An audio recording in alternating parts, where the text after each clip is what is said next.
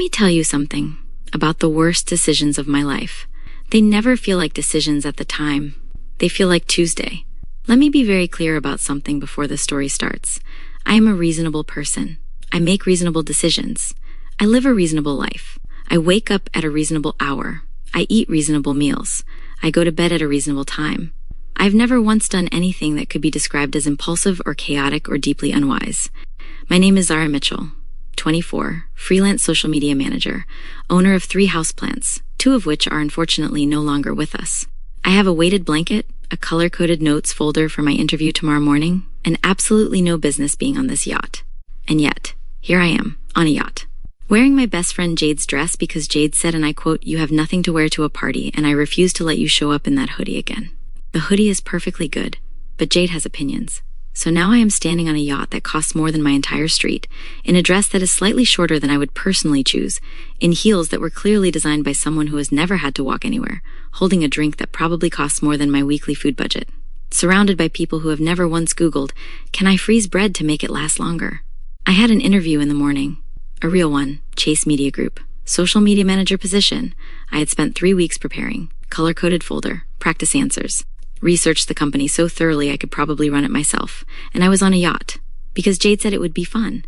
Jade's idea of fun and my idea of fun have never overlapped once in 4 years of friendship. Her fun involves crowds and noise and people with good bone structure. My fun involves a new episode of something, a snack I have been saving since Tuesday, and absolutely nobody within speaking distance. She had introduced me to 7 people whose names I had immediately lost. I had smiled in the right places. I had laughed when other people laughed. I had nodded thoughtfully at things I did not hear. And then Jade had spotted someone she knew from somewhere and floated away into the crowd like a social butterfly who had been waiting her entire life for this specific crowd. And I had very quietly found myself a corner because corners are safe and reliable and have never embarrassed me at a party. I sat down. I took out my phone. I opened my interview notes. I was being productive. I was being responsible. I was absolutely not having fun, and I was completely at peace with that. I was fine. Everything was fine. And then the energy on the upper deck changed. The only way I can describe it is that something arrived. Not loudly. Not dramatically. Just a shift. The way the air changes before a storm. The way a room gets slightly more awake without anyone deciding to wake up. I looked up from my phone, and my entire brain shut down. She was standing at the entrance to the upper deck, talking to some man in a white shirt who clearly believed he was having the best conversation of his life and had no idea he was about to become completely irrelevant to this story. Dark fitted suit, natural hair, full and perfect and entirely unfair. The kind of presence that doesn't announce itself because it doesn't need to. The kind of beautiful that doesn't ask for your attention. It just takes it. And inside my head, because I need you to understand what was happening inside my head. Oh no. No. Who is this woman? And why has she decided to exist in this specific location on the same night I exist in this specific location? And why does she look like that? And why is she standing like that? And who gave her permission? I looked back at my phone. I am composed. I'm a composed adult. I have an interview tomorrow. I have goals. I have a color-coded folder. I'm not going to sit here and lose my mind over a stranger at a party I didn't even want to attend. I looked up again. She was still there, still talking to the man in the white shirt who was still very pleased with himself. Still looking like that. Okay, fine. Objectively, she is beautiful. That is just a fact. Facts are allowed. Acknowledging a fact is not losing your mind. I am simply acknowledging a fact, and then I am going to go back to my interview notes like a person with priorities and self-control, and... She looked at me. Not at the crowd, not at the view, not at the man in the white shirt who was clearly mid-sentence and now talking to no one. At me. My entire nervous system filed an emergency report. I did not look away. She did not look away. The man in the white shirt said something. She didn't respond. He followed her gaze to me, looked back at her, understood immediately that the conversation was over, and excused himself with the dignity of someone who knew when they had lost. Inside my head, the situation was deteriorating rapidly. Okay, we are making eye contact. This is fine. People make eye contact. This is a normal human experience. Just look away casually. Like a normal person who is not just staring across a yacht at a stranger for an unreasonable amount of time. Just be cool. Be normal. Be. She looked away first. Back to the room. Back to being entirely composed. Back to existing in a way that suggested this moment had cost her absolutely nothing, while I was sitting in a corner having what I could only call a quiet personal emergency. I looked back at my phone. The Notes app was open. I could not read a single word. I sat there for 4 full minutes, trying to remember what social media strategy was and why it mattered, and whether I was a person who cared about things before I gave up and went to the bar, because clearly this evening required a different approach. I was standing at the bar waiting for my drink when the bartender appeared in front of me holding a glass of champagne I had not ordered. "From the lady at the far table," he said. There was a small folded note underneath it. I looked across the room. She was sitting at a table now, slightly apart from the crowd, relaxed in the way that only people who are never uncomfortable are relaxed, watching me with an expression that was somehow completely neutral and the most unbothered thing I had ever seen in my life. I looked at the note. I opened it. "Your number." 2 words. No please. No introduction. No name. Just your number, like it was obvious. Like this was just how things worked when she wanted something. And inside my head, oh, she sent me a drink. The most beautiful woman at this entire party. Possibly the most beautiful woman I have personally encountered in 24 years of living. Just sent me a drink and a note asking for my number, and I am standing here holding it. Okay, be cool. This is fine. This happens. Beautiful women send other women drinks at parties. This is a normal occurrence in the world. Just take the drink. Write down your number. Be a normal functioning adult who accepts champagne graciously, and wait. This is the most expensive champagne I have ever held in my hands. I can tell. I don't even know that much about champagne, but I can tell. And she sent it to me like it was nothing. Like sending a glass of the most expensive drink on this yacht to a stranger in a corner was just a casual Tuesday evening decision. The absolute audacity. The beautiful, well-dressed, incredibly attractive audacity. And inside my head, a different voice. The sensible one. The one that had been trying to save me from myself since approximately age 16. Zara. Write down your number. Just write down your number. You have been looking at this woman all evening, she noticed. She is interested. She sent you expensive champagne. This is the universe handing you something good. Take the champagne, write the number. Do not overthink this. Do not. I folded the note back up. I placed it carefully under the glass. I pushed the glass back toward the bartender and said very calmly, "Could you return this, please, and let her know that if she wants my number, she can come and ask for it herself." The bartender stared at me. "You're sending back the champagne," he said. "I'm sending back the champagne," I said. And immediately, the other voice in my head, "What are you doing? You just sent back the champagne. That was the most expensive drink you have ever touched in your life, and you sent it back. She is gorgeous, and she chose you, and you sent it back. Are you okay? Are you well? Do you need help? You've been craving that champagne since you picked it up." "I'm making a point," I told myself firmly.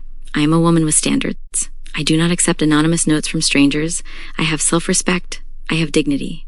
I have an interview tomorrow," the sensible voice said flatly. "An interview tomorrow and no business doing anything at this party except existing quietly until Jade was ready to leave." The bartender walked away with the champagne. I ordered my drink. I told myself very firmly that I had done the right thing and that I was proud of myself, and that I was absolutely not going to spend the next several minutes watching to see if she actually came over. I watched to see if she actually came over. She won't come. She's too composed for that. Women like that send the drink and wait for you to come to them, and when you don't, they simply move on to literally anyone else at this party who would have taken the champagne without question. She's not coming. This was a moment, and I missed it, and that is fine. I am fine. I'm going home and reviewing my interview notes and forgetting this entire "you sent it back." I turned. She was right there, not across the room, not at a distance where I could pretend this wasn't happening. Right there, standing at the bar beside me like she had simply decided to be there, and the universe had arranged itself accordingly. Close enough that I could see the detail of her watch and the precise way the light caught her face, and the fact that she was looking at me with an expression that was somewhere between curious and amused and something else I didn't have the vocabulary for yet. Inside my head, complete silence. Every voice. Gone. Just her. "I sent it back," I said, because apparently the only thing I was capable of in this moment was confirming facts. "Nobody sends it back," she said. "Well," I said, "now somebody has." Something moved in her expression. Small. Real. "You could have just said no. You could have just come over," I said. A pause. Something that wasn't quite a smile but was right next to one. Fair. She was about to say something else. I know she was. The breath, the slight lean, the shift in her weight. Something was coming. Something that might have changed the entire direction of this evening. Zara. Jade's voice hit me from the left like a small natural disaster. "There you are, I have been looking." And then Jade's hand was around my wrist, and Jade was pulling me away with the single-minded focus of someone who had found a better situation elsewhere and needed me in it immediately, and had absolutely zero awareness of what she was interrupting. I looked back over my shoulder. She was still standing at the bar, still watching me go, still with that expression I didn't have a word for. And then, just as Jade pulled me around the corner, she did something completely unexpected. She winked. Slow, easy, unbothered. Like she had already decided something. Something in me that had been sensible all evening made one final terrible decision. I winked back. Then the corner took her from my sight and she was gone. I went home at midnight. I reviewed my interview notes. I went to sleep. I thought about her the entire time. I told myself that was fine. I told myself it was just one moment at one party and I would never see her again, and by Monday morning she would be nothing but a funny story I told Jade over breakfast. I was wrong about that. I was so completely and catastrophically wrong about that. But I didn't know it yet. So I went to sleep, and I dreamed about a wink. I woke up the next morning with the kind of clarity that only comes from denial. You know that specific type. The one where your brain quietly decides that whatever happened the night before was not real, not important, and definitely not something we are going to unpack before 9 a.m. I chose that clarity. I chose peace. I chose to behave like a woman with a career to protect. I brushed my teeth. I made coffee. I opened my laptop. I reviewed my interview notes like a person who had not spent an unreasonable amount of time the night before making prolonged eye contact with a stranger who looked like she belonged on the cover of something expensive and intimidating. Everything was fine, completely fine. I was focused, grounded, prepared. I did not think about the way she had looked at me. I did not think about the champagne. I absolutely did not think about the wink. I was a professional. A serious person, a woman with a plan, and that plan did not include yacht women with dangerous eye contact. By the time I was dressed, back in my own clothes, my own space, my own reality, it was almost easy to believe that the entire night had been a temporary glitch in my otherwise very controlled life. Almost. Jade walked into the kitchen exactly as I was pouring my second cup of coffee and looked at me like she knew something I didn't. "You're up early," she said. "I have an interview," I said. "You met a woman." I froze mid-sip. "I go to places," I said carefully, "where women exist." Jade leaned against the counter, arms crossed, smile forming slowly like she had all the time in the world, and was about to enjoy every second of this. "You did the thing," she said. "I don't know what thing you're referring to. The staring thing." I was not staring. You were staring. I was observing. You were staring at her like you were trying to download her personality. That is not a thing. It should be. You look stressed. I was not stressed. You look like your brain had stopped working. That is, I stopped. Rethought that. Unrelated to anything that happened at that party. Jade laughed, completely unconvinced, and reached for the coffee like this was just entertainment for her. "So what happened?" she asked. "Nothing happened. Nothing?" She sent a drink. Jade went still. A drink. And I sent it back. Jade blinked. Once. Twice. Then she put the coffee down very carefully like it had suddenly become too heavy to hold. "You sent it back." "Yes." The woman who looked like, she gestured vaguely, struggling to find a word big enough, "that sent you a drink. And you sent it back." "Yes." Jade stared at me for a long moment. I don't know if I'm impressed or deeply concerned. "I made a decision," I said. "You made a decision," she repeated slowly, like she was still trying to process it. "I have standards. You rejected champagne. I rejected the situation. You rejected the champagne. I rejected the implication. You rejected the champagne," she said again, like this was the part that truly mattered. I took a sip of my coffee. "I have an interview." Jade pointed at me. "This is why you're single. I am not single because of champagne. You are absolutely single because of champagne. You are single because when life offers you luxury and beautiful women, you say no and go home to your weighted blanket. That blanket has supported me emotionally more than any woman has. That is the saddest thing you have ever said. That is the most honest thing I have ever said." Jade shook her head like she had officially given up on me as a person. "Did she at least come over?" she asked. I hesitated. That tiny, dangerous moment. "She did," I admitted. And we spoke and then you dragged me away." Jade's face lit up instantly. "Oh my God," I interrupted something. "You interrupted everything. I didn't know. You didn't look. I saw you standing at the bar alone like a sad documentary, and I was helping. I was not sad. You were alone. I chose to be alone. You were about to not be alone." I exhaled slowly, setting my cup down like this conversation required stability. "It doesn't matter," I said. "I'm never going to see her again." Jade made a face. "That feels like something you shouldn't say out loud. It's realistic. It's suspiciously confident for someone who spent 10 minutes staring at her."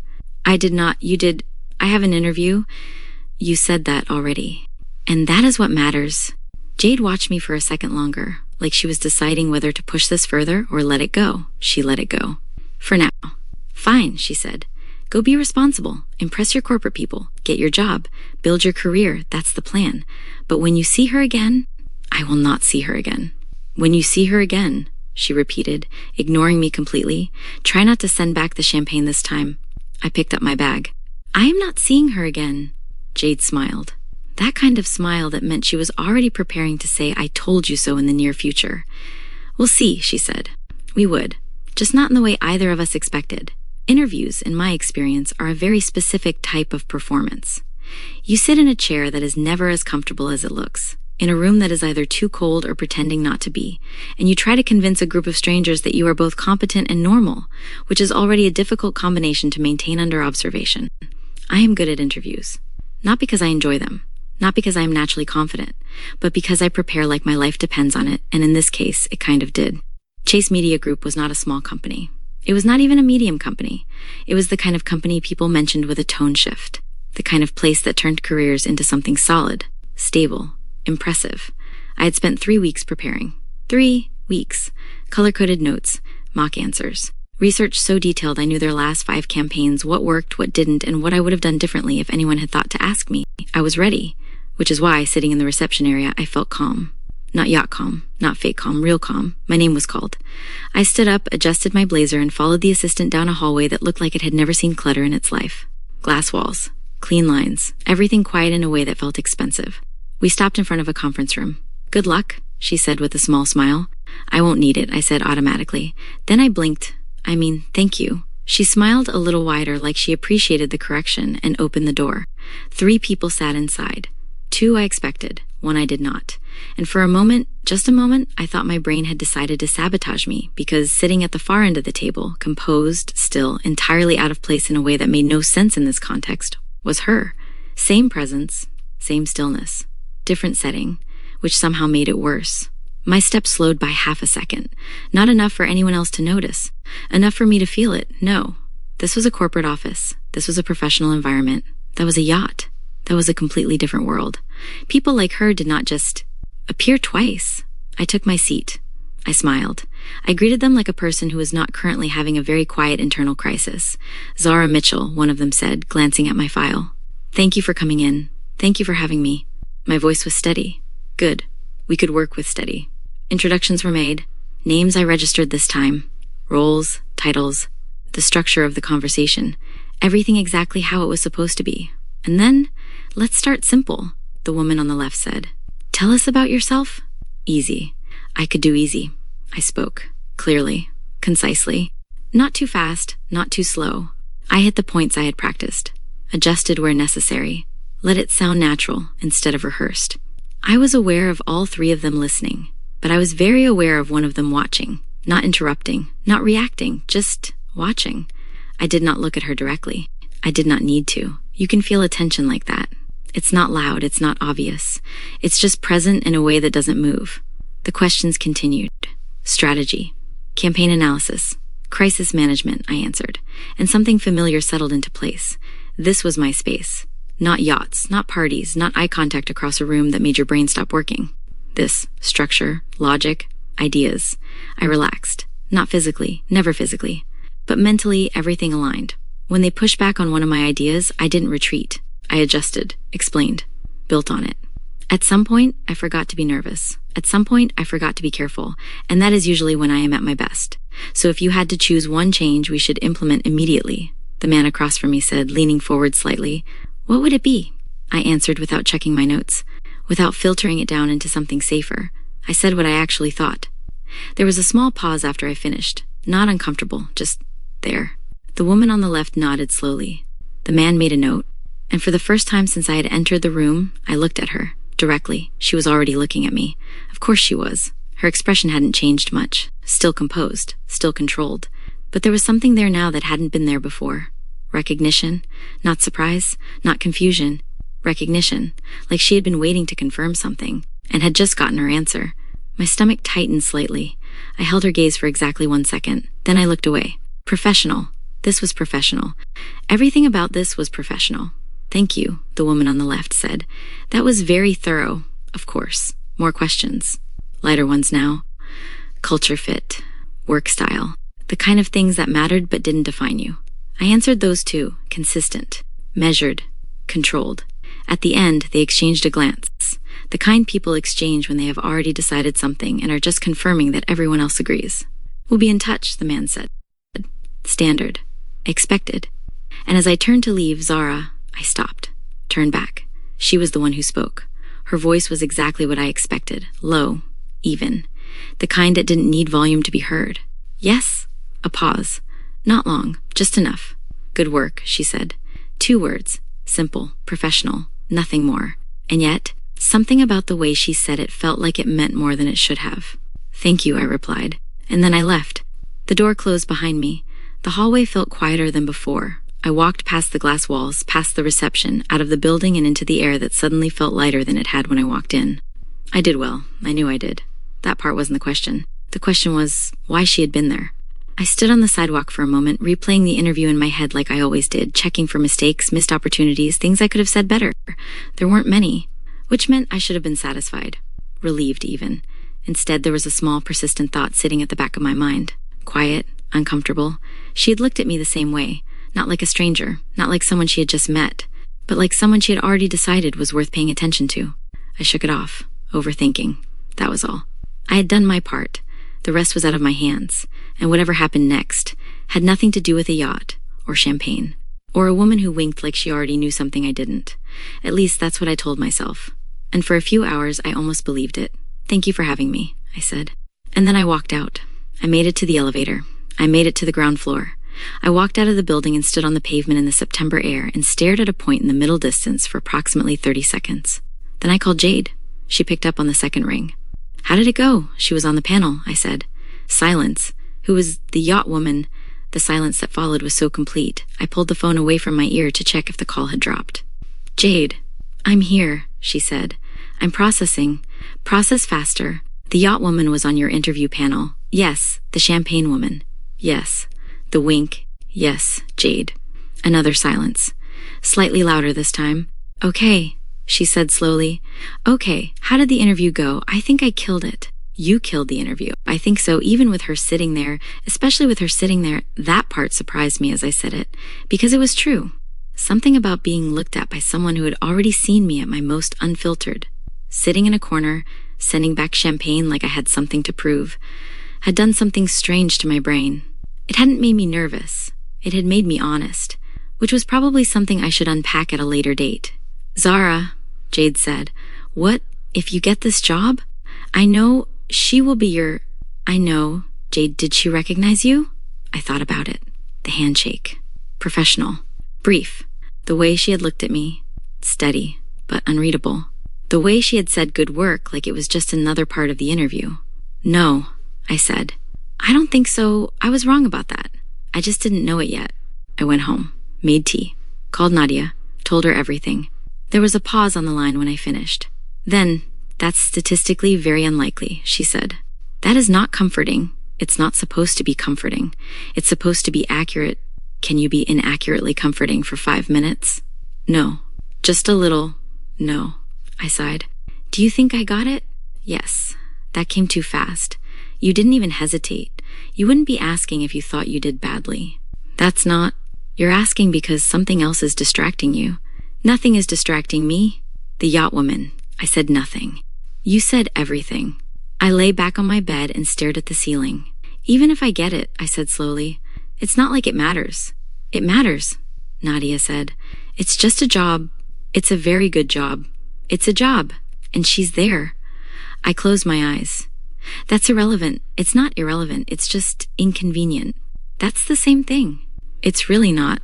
I turned my head to the side, pressing my cheek into my pillow like that might ground me in something that made more sense than this entire situation. Nothing is going to happen, I said. I didn't say something would happen. You implied it. I observed it. You observed incorrectly. Zara, what? You don't send back champagne to people you feel nothing about. I opened my eyes. That was a principle. That was a decision. That was self-respect. That was attraction. I sat up. That was not attraction. That was absolutely attraction. That was me being logical. That was you being dramatic. I am not dramatic. You sent back expensive champagne. I had an interview. You had a moment. I chose the interview. You chose the moment too. Nadia said quietly. Otherwise, you would have just taken the drink. I didn't respond to that. Because I didn't have a response that didn't make things more complicated than I wanted them to be. Call me when you get the result, she said. I will. And Zara, what, if you get it? Don't overthink it before anything even happens. Nothing is going to happen. Okay. She didn't sound convinced, which was annoying, because I was. 3 days later, I got the email. I opened it, read the first line, didn't bother with the rest. The position was mine. If I wanted it, I wanted it. Of course I wanted it. I accepted before I had finished reading properly, closed my laptop, sat very still, and thought about what I had just agreed to. Jade walked into my room holding 2 mugs of tea and one expression that said she already knew. You got it, she said. I got it, I said. She handed me the tea and sat beside me. We both stared at the wall like there was something important written there that we hadn't noticed before. She's going to be your boss, Jade said. She's going to be my boss, I said. A pause. This is fine, Jade said. This is completely fine, I said. Neither of us believed that. But the tea was good. The job was mine. And Monday was coming whether I was ready for it or not. There are 2 types of first days. The kind where you walk in, slightly nervous, slightly hopeful, telling yourself this could be the start of something good. And the kind where you walk in knowing, deep in your soul, that something is about to go wrong. I did not know which kind this was yet. I woke up early. Earlier than necessary. The kind of early that suggests your brain has already decided sleep is no longer a priority because anxiety has taken over as a full-time job. I stared at my ceiling for a full minute before sitting up. Today was fine. Today was normal. Today was just a job. I had done harder things than this. I had survived freelance clients who said things like make it pop without further explanation. I had negotiated deadlines with people who believed time was a suggestion. I had once fixed a brand's entire social presence overnight because someone forgot to schedule content for a product launch.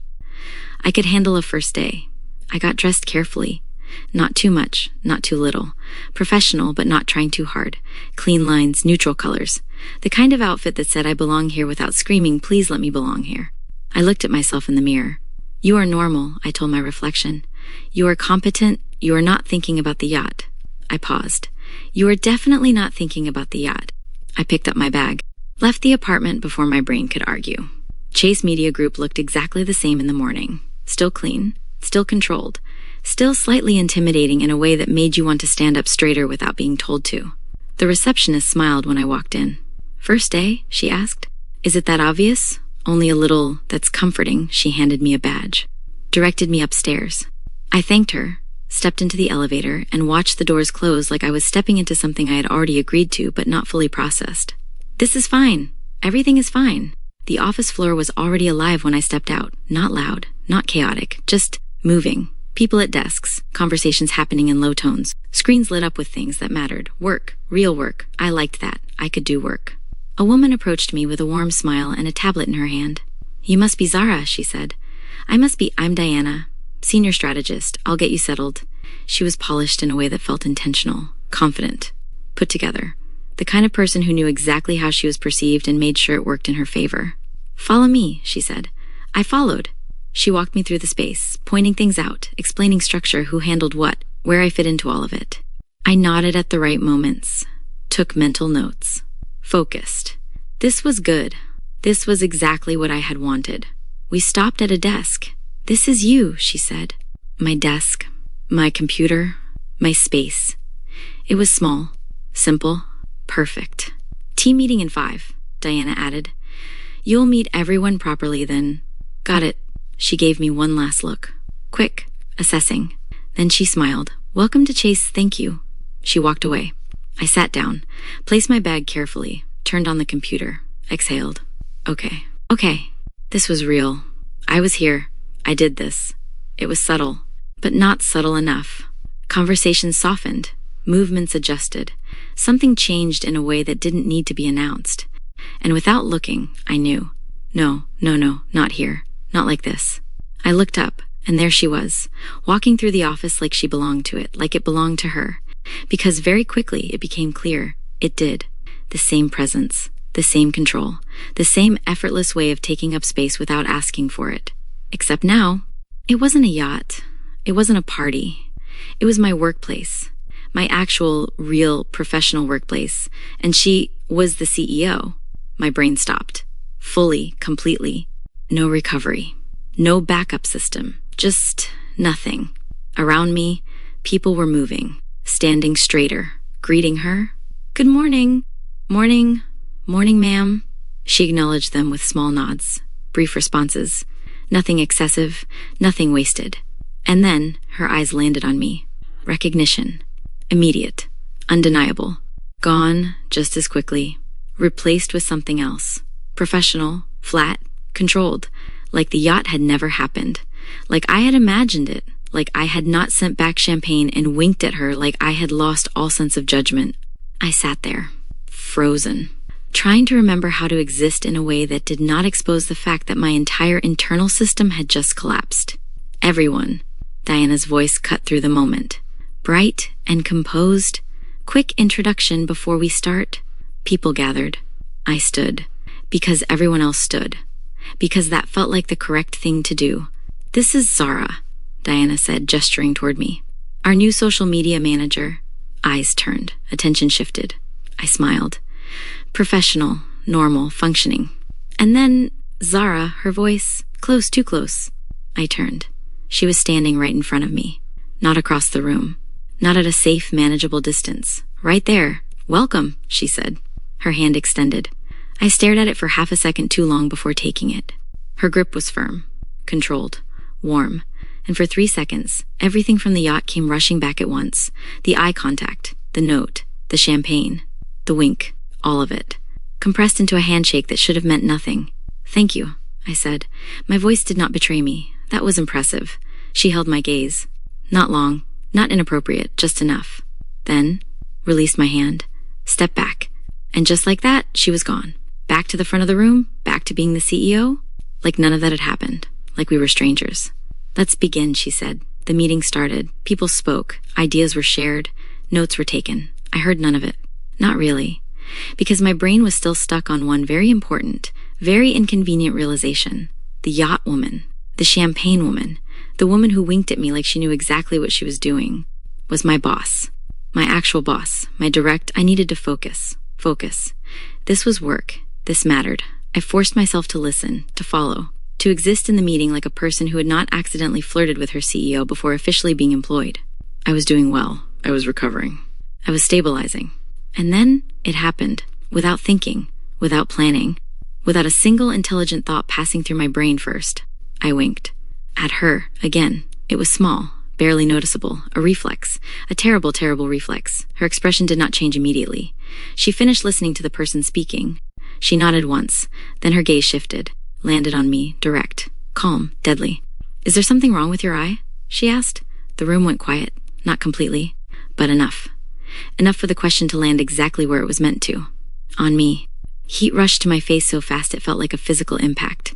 "No," I said quickly. "No, nothing's wrong. Good," she said. And then, like it meant nothing, she continued the meeting. Just like that. No hesitation, no reaction, no acknowledgement of the fact that I had just embarrassed myself in front of my entire team on my first day. I sat there, very still, very aware, very much wishing I could rewind the last 5 seconds of my life. The meeting ended. People started moving again. Conversations resumed. Everything normal. Except me. I was not normal. I was actively considering disappearing. Diana appeared beside me. "Rough start?" she asked lightly. I think I blacked out for a second. She smiled. "You'll get used to her. That's comforting. It's not supposed to be." She glanced at my outfit. Quick, sharp. I looked down at myself. Professional, clean, appropriate. "What's wrong with it?" "Nothing," Diana said. "It's just safe." I blinked. "I like safe." She doesn't. That was not helpful at all. I picked up my notebook, my dignity, what was left of it, and sat back down at my desk. This was fine. This was manageable. This was just a job, a very good job, with a very powerful CEO, who I had winked at twice, on 2 separate occasions, for no reason. At all. I opened my laptop, stared at the screen, took a slow breath, and came to one very clear, very immediate conclusion. I was going to avoid her. Completely. At all costs. Starting now. That felt like the smartest decision I had made all week. Which, in hindsight, should have worried me. A plan built entirely on the idea that if I did not look at her, speak to her, exist in her immediate vicinity, or in any way remind her that I was the same woman who had sent back champagne and then winked like I had no home training, everything would stabilize. Distance. Silence. Professional invisibility. That was the plan. It failed immediately. I want to be clear about something. My avoidance strategy was excellent. Genuinely excellent. I had mapped 3 separate routes through the office that did not require passing the CEO's corner office. I knew her approximate schedule based on observation alone. 9 a.m. walkthrough, 11 a.m. meetings on the executive floor, 1 p.m. lunch, which she sometimes took at her desk and sometimes did not take at all, because apparently she was also the kind of person who forgot to eat when she was focused, which I did not find endearing in any way whatsoever. I had a system. The system worked for exactly 4 days, which meant it was Thursday before anything went wrong again. But I'm getting ahead of myself. Let me tell you about Monday evening first. I got home at 6:15. Jade was on the sofa with a bowl of rice and an expression that said she had been waiting. I dropped my bag at the door. I took off my shoes. I walked to the sofa and sat down and stared at the wall for a moment. Jade waited exactly 7 seconds before she broke. "Tell me everything." "She's the CEO," I said. Silence. "Sorry," Jade said. "Run that back." "The woman from the yacht," I said. "The champagne, the wink. She is the CEO of Chase Media Group. She is my direct superior. She runs the entire company. She was at my interview. She is the reason I have a job."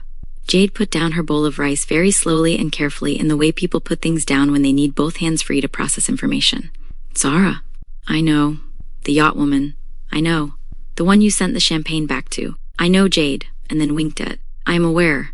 And she is your boss." That is what I said, yes. Jade stared at me for a long moment. Then she picked up her phone. "I'm calling Nadia," she said. "It's fine, I don't need." She was already dialing. Nadia arrived 20 minutes later with the energy of someone who had been given incomplete information over the phone and needed the full version before she could form an opinion.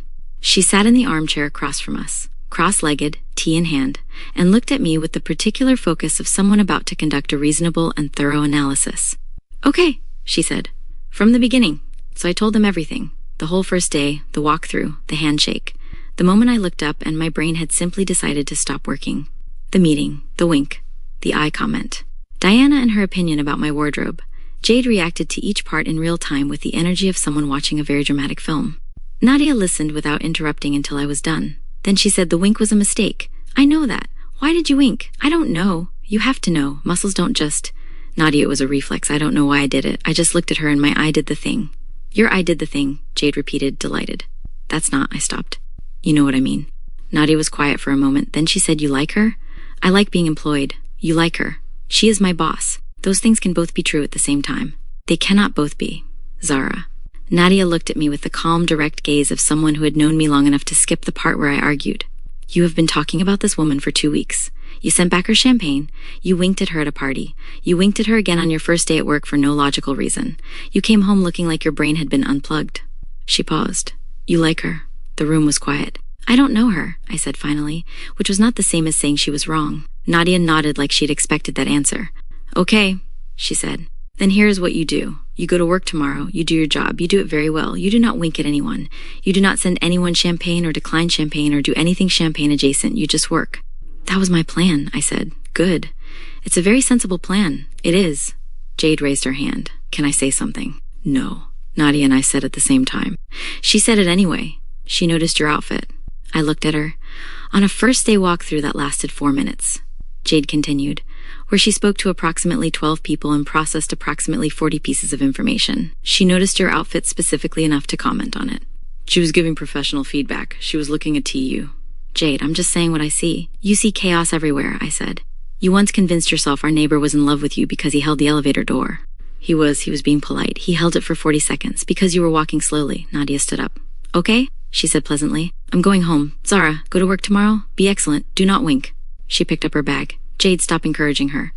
"I'm not encouraging, I'm observing." "Good night," Nadia said and let herself out. Tuesday I avoided the CEO successfully. Wednesday I avoided the CEO successfully. Thursday morning, it failed immediately. Dress of things. "Morning," I replied, placing my bag down with the quiet determination of someone trying to behave normally under abnormal circumstances. She looked up at me, paused. "You're early. I like early. You don't look like someone who likes early. I'm expanding my person." "Morning," Diana said as I walked in, already seated at her desk like she had been there for hours doing important impality. She smiled. That's ambitious. I sat down quickly, turned on my computer, and focused very hard on the screen like if I stared at it long enough it would protect me from everything else happening in the room. Emails. Safe. Emails were safe. Emails did not ask about my eye. Emails did not remember yachts. Emails did not look at me like they had already decided something. I opened the first one. Read it. Read it again. Did not absorb a single word. Relax, Diana said casually from across the desk. She's not even in yet. I froze. I didn't say anything. You didn't have to. I'm really not. She makes everyone nervous at first. I'm not nervous. You're typing without looking at the keyboard and you spelled your own name wrong in that email. I looked down. Zara. I deleted it carefully. Calmly. I'm adjusting, I said. Of course you are. I clicked send. Exhaled slowly. Okay. Fine. Maybe I was a little. The energy shifted. Again. Subtle. Immediate. Unavoidable. I did not look up. I refused. I would not participate. I would not confirm anything. I would simply continue being a person with a job who existed peacefully in her workspace and... Zara. I closed my eyes. Just for a second. Then opened them. Turned. She was standing beside my desk. Of course she was. Because of course she would be. Close enough that I could see the precise detail of her watch again. Close enough that I was very aware of the fact that I was sitting and she was standing and that this was somehow worse than any other configuration of this interaction. Yes. Steady. Professional. We were professionals. I sent you a project brief this morning, she said. Did you review it? I did. That was true. Technically. I had opened it. I had looked at it. I had not processed it. But I had seen it and right. And I think the current engagement issue isn't just content quality, I said, buying myself half a second to think. It's positioning. The tone is inconsistent across platforms, so the audience doesn't have a clear expectation of what they're getting. She didn't respond immediately. She just looked at me. Not the way she had looked at me in the meeting. This was different. Focused. Measured. Like she was weighing something. And your solution? She asked. I'd restructure the content pillars first, I said. Define them properly. Then adjust voice guidelines per platform, instead of forcing the same tone everywhere. A pause. Short, then good, one word, simple. And yet, it did something, annoyingly. Something small and inconvenient and entirely unnecessary. Send me a draft by end of day, she added. I will. She held my gaze for a fraction longer. Then, she left. Just like that, no extra words, no unnecessary interaction, just gone. I turned back to my screen. Sat there, very still. Diana leaned slightly toward me. You're alive, she said. I think so. She spoke to you twice in 2 days. That feels excessive. That's called attention. That's called work. That's not how she works. I looked at her. What does that mean? It means she doesn't waste time. I'm not a waste of time. I didn't say you were, Diana said lightly. I'm saying she doesn't engage unless she has a reason. I am the reason. That's one way to look at it. I turned back to my screen. Ignored that, focused. Work. Work was good. Work was predictable. Work did not involve eye contact that felt like a problem. The morning passed. Emails, tasks, structure. I settled into it slowly, piece by piece, until things started to feel normal again. Manageable, controlled. And then, the meeting, group project. Large table, multiple people. Voices overlapping slightly. Ideas being thrown around. I sat there, notebook open. Pen ready, completely silent. Not because I didn't have anything to say. I had things to say. I had several things to say. But saying them out loud required a level of confidence I did not currently have available to me under these specific circumstances. So what do we think? Someone asked. Silence. Then someone else spoke. Confident. Clear. Wrong. Not completely wrong. Just not good. Not completely wrong. Safer. Contained. Private. The conversation moved on. Decisions started forming. None of them aligned with what I was thinking. I looked up, briefly. She was at the head of the table, listening, not interrupting, not correcting, just watching. And for a second, her eyes flicked to me. Just for a second. And something in that look, expectation, like she was waiting for me. I looked down, immediately. Absolutely not, no. We were not doing that. We were not speaking in meetings on day 2 in front of everyone while my brain was still recovering from public embarrassment. The meeting ended. People stood. Chairs moved. Conversations resumed. I packed my notebook slowly, deliberately, like if I moved carefully enough, I could exit this situation without drawing attention to myself. It almost worked. Zara, of course. Of course it didn't work. I turned. She was still seated, looking at me. Do you have something to add? She asked. Direct. Simple, no judgment in her tone, which somehow made it worse. I hesitated, very briefly. Then, no, I said. Lie, obvious lie, terrible lie. She held my gaze, long enough for me to feel it, not long enough for anyone else to notice. All right, she said, and that was it. No push, no follow-up, no correction, just, all right. I nodded. Left. Later, back at home at night, I opened my laptop, stared at the screen, and felt something settle uncomfortably in my chest. Not fear, not embarrassment, something else, regret, annoying, unnecessary, entirely avoidable. I opened a new message, typed her name, paused, closed it. No, absolutely not. We were not messaging the CEO. We were not doing that. That was not. I opened it again, typed, deleted, typed again, stopped. This was a bad idea, a very bad idea. I hit send. Hi. I had some additional thoughts on the campaign discussed earlier. I didn't mention them in the meeting, but I believe adjusting the content structure before rollout would improve engagement significantly. I've outlined a quick framework below. I attached the document. Read the message 3 times. Close my eyes. Exhaled. There. Done. Professional. Safe. Normal. I set my phone face down on the desk. Did not look at it. Refused to look at it. Focused on my work. Minutes passed. Then, a notification. I stared at it. Did not touch it. 5 seconds. 10 seconds. 15. I picked up my phone. Opened the message. Your idea is good. Send a full version. That was it. No greeting. No extra words. Your idea was good. I picked my phone back up. Read it one more time. Then I did something I'd been avoiding since Monday of the previous week. I stared at the new contact name for a moment. Then I kept it, because it was accurate. And it made me feel slightly less like I was losing my mind about a professional reply to a work email. Jade knocked on my door at 7:30. You're smiling, she said. I'm not. You're smiling at your phone. I received positive professional feedback. From my project lead, yes. Zara. What? You're smiling. I'm a person who responds positively to professional validation. You are smiling because she texted you. She replied to a work message. At 10:47 p.m. I said nothing. Jade leaned against the doorframe with the expression of someone watching something unfold exactly the way they had predicted. You saved her number, didn't you? I have everyone's number from the company directory. What did you save it as? I looked at my phone. Something professional, I said. Jade did not believe me. Correctly. Get ready for work, I told her. Some of us have jobs to get to. It had been a good week. The Henderson plan was approved and running. My contributions to the team had been well received. Temmie had started saving me a seat in meetings without being asked. Even Diana had said something that bordered on a compliment when I turned around a content brief in 3 hours that she had expected to take 2 days. Things were settling. I was settling.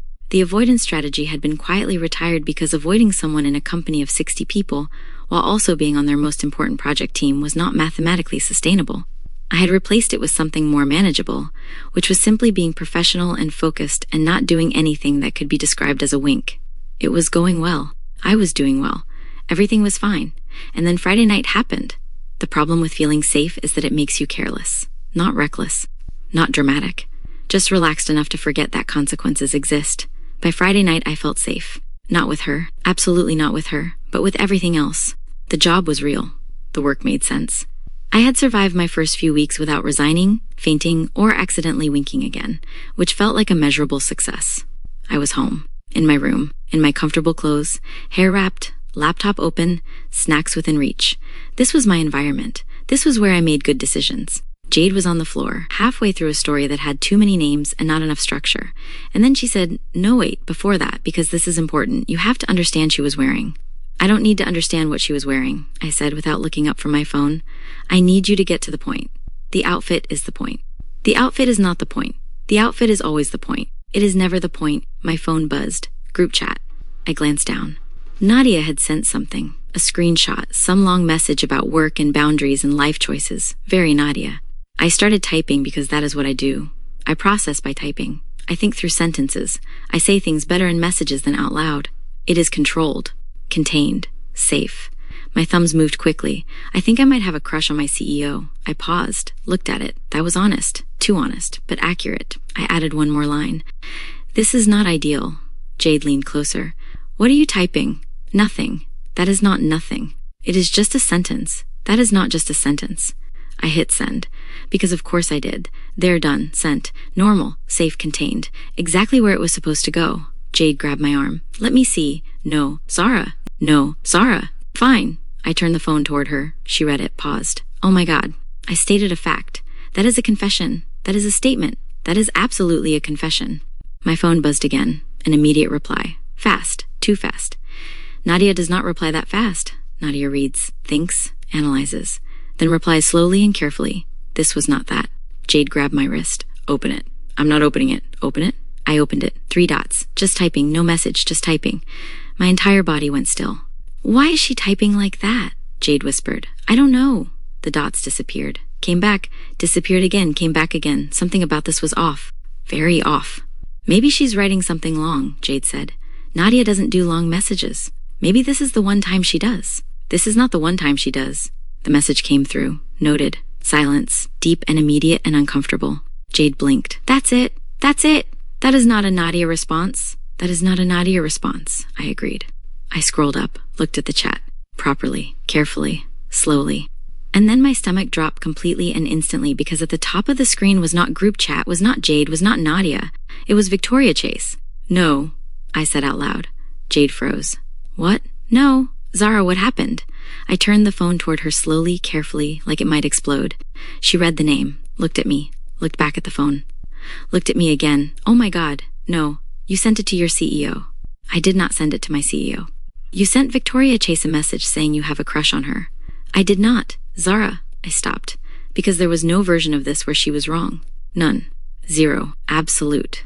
I need to leave the country, I said. That is not the solution. That is the only solution. You cannot leave the country. I can fake my death. You cannot fake your death. I am actively considering it. You are not considering it. Jade grabbed my shoulders. You need to breathe. I am breathing. You are spiraling. I am not. My phone buzzed again. We both froze. Slowly. Carefully. I opened it. Be in the office early on Monday. We need to discuss this. Silence. Total. Complete. End of life silence. Jade looked at me. I looked at her. Neither of us spoke, because there was nothing useful to say, nothing helpful, nothing that could fix this. I lay back on my bed and stared at the ceiling, completely still, completely quiet, because my job, my professional reputation, everything had just ended with one very small, very simple, very avoidable message. And the worst part? The absolute worst part?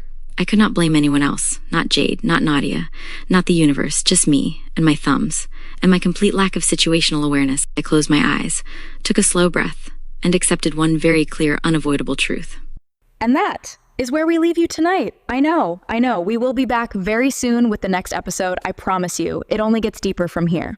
If you felt something, drop your favorite moment in the comments below. I read every single one. And if you are watching this for the first time, welcome to the kingdom. Subscribe and turn on notifications so you never miss what happens next. Until next time, stay brave. See you in episode 2.